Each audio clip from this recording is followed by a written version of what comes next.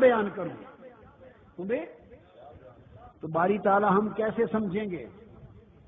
تو فرمایا تم تو وہی بات سمجھ سکتے ہو نا جو تمہاری زندگی میں ہو، جو چیز تمہاری زندگی اور تجربے اور مشاہدے میں نہیں وہ تو تم سمجھ ہی نہیں سکتے۔ تو باری تعالیٰ سمجھ گئے کہ ہم سمجھ نہیں سکتے،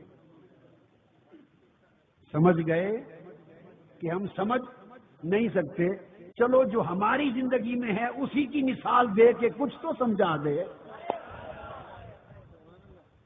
ہم سمجھیں گے کہ یہ تیری قربت کی مثال نہیں، ہماری زندگی میں کوئی مثال دے تاکہ ہم اس سے کچھ سمجھ جائیں، اشارہ مل جائیں کہ قریب ہوئے، پھر قریب ہوئے تو کہاں تک قرب پہنچا۔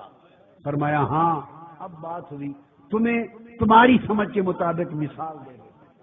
فرمایا قاب قوسین ثم دنا، پھر وہ قریب ہوا، فتدلی، پھر وہ مزید قریب ہوا تاکہ قربت کا فاصلہ بھی مٹ جائے، اور اتنا قریب ہوا کہ قاب قوسین تمہارے سمجھانے کے لیے اتنے قریب ہو گئے ہم دونوں، احدیت اور احمدیت، احدیت اور محمدیت، عبدیت اور معبودیت، پھر اتنے قریب ہو گئے کہ تمہارے سمجھانے کے لیے کہا جیسے دو کمانیں آپس میں مل جاتی ہیں، جیسے دو کمانیں مل جاتی ہیں۔ اب آپ کو سمجھا دوں چونکہ ہمارے سمجھانے کے لیے کہا، یہ سمجھ یہی رہ جائے گی، اس نے اوپر نہیں جانا، اور اس کا اطلاق بھی اس کے اوپر نہیں، وہ تو ہمارے تمہارے سمجھانے کے لیے ہمارے احوال زندگی میں سے ایک مثال دے دی، وہ تو مثالوں سے پاک، اور جو قربت اور مثال اس رات ہوئی وہ بھی مثالوں سے پاک۔ فرمایا قاب قوسین، دو کمانوں کا فاصلہ رہ گیا، اچانک محبت اور وصال کی بات ہو رہی تھی، تیر کمان کہاں آ گیا درمیان میں؟ بات محبت کی، وصال ملاقات کی ہو رہی تھی، پیار کی بات کی، درمیان میں تیر کمان آ گیا۔ قاب قوسین، دو کمانوں کا فاصلہ رہ گیا۔ پیار اور وصال میں اور کمان میں کوئی واسطہ ہے؟ بولیے ہے؟ یہی تو نادانی ہے، تمثیل کی ہے، تمثیل ہے۔ کمان سے مراد وہ تیر والی کمان نہیں، ہمیں سمجھایا جا رہا ہے، اور وہ مثال سے پاک ہیں۔ سمجھایا کہ جب دو دوست آپس میں ملتے ہو اور قریب ہوتے ہو، پھر اور قریب ہوتے ہو، گلے تو کیسے کرتے ہو؟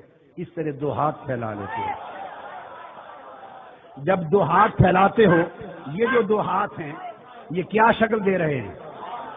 اس کی شکل کیا ہے؟ بولیے نا، او بھائی گڈے اڑان والے ہو، وہ لاہوریے گڈے والے، گڈیاں والے ہو، پتنگ پتنگ جب اڑاتے ہیں تیر کے پیچھے کمان ایک ہوتی ہے کہ نہیں؟ کمان ہوتی ہے، تو کمان کی شکل کیا ہوتی ہے؟ آپ کھڑے ہو کے دکھائیں نا، ادھر کریں، کیا یہ کمان کی شکل ہوتی ہے کمان کی شکل، یہ نصف دائرہ، ٹھیک ہے، نصف دائرہ کمان کی شکل ہو گئی نا۔ اب جب دوسرا دوست آ کے ملتا ہے تو وہ دوسری کمان آتی ہے، ذرا کھڑے ہو صاحب،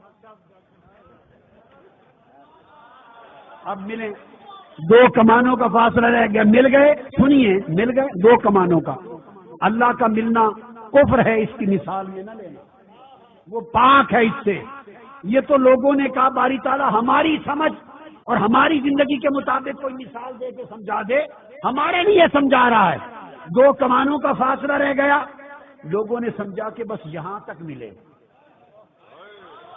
ہائے، اس نے کہا نہیں، اس نے کہا نہیں، یہ ملنے کی ابتدا تھی، یہ ملنے کی ابتدا تھی۔ قاب قوسین او ادنا، اس سے بھی کم، اور کم یوں ہو گیا بس۔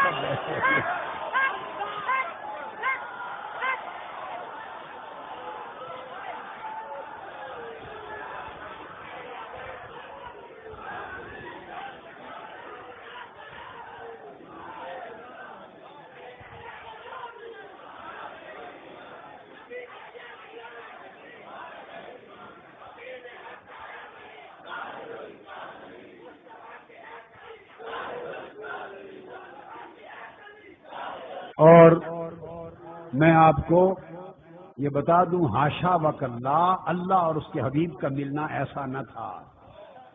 ان کا ملنا اس مثال سے پاک ہے. یہ انسانوں کا ملنا ہے، دوستوں کا ملنا ہے. اللہ کی ذات اور مصطفیٰ کی ذات کا ملنا اس ملاقات کے طریق سے پاک ہے.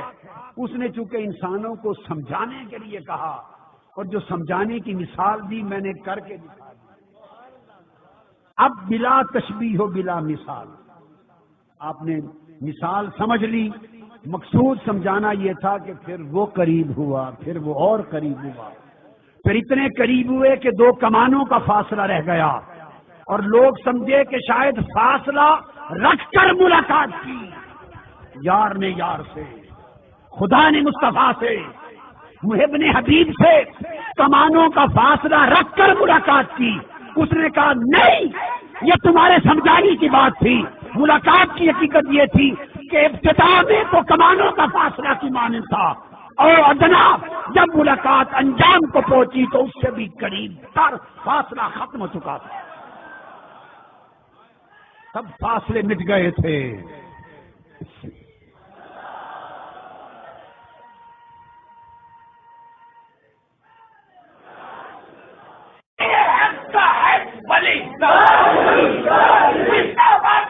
سب فاصلے مٹا دیے، سب فرق مٹا دیے، سب فاصلے مٹا دیے.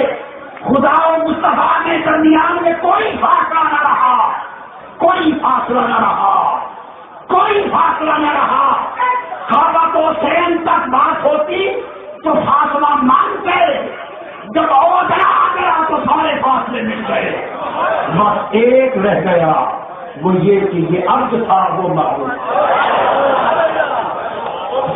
وہ خالق تھا، یہ مخلوق تھا، یہ بندہ تھا، عبد تھا، وہ مالک تھا. اس لیے اس نے کہا کہ فرق ابدیت کے سوا باقی سارے فرق مٹا دیے ہیں. پھر اس کے بعد کیا ہوا وہ جانے. وہ آئے فضل میں، اتنا تو ہم نے دیکھا نہیں. وہ آئے فضل میں، اتنا تو ہم نے دیکھا نہیں. پھر اس کے بعد چراغوں میں روشنی،